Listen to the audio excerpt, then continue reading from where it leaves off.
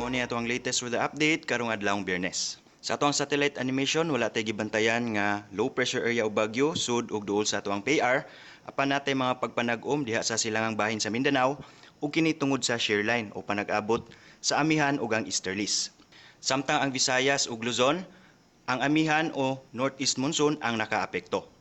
Mungsod sa 24 oras ang tibuok Visayas, Palawan, Calayan Islands ug Occidental Mindoro padayong makasanati og mayong tempo sa panahon diin na ay panagsang mapanganuron nga kalangitan ug nalay mga patak-patak nga hinay na mga pag-ulan dala sa Amihan. Natay gale warning nga giisa diha sa silangang bahin sa Visayas, diha sa eastern coast sa Northern Samar, eastern coast sa Eastern Samar, apil na ang Humonhon Island. Ug para sa dugang updates, bisita ato ang official website. Ug mo na ato ang latest gikan diri sa buhatan sa PAGASA Mactan, Visayas DOST. Kin si Joseph Merlas, maayong adlaw.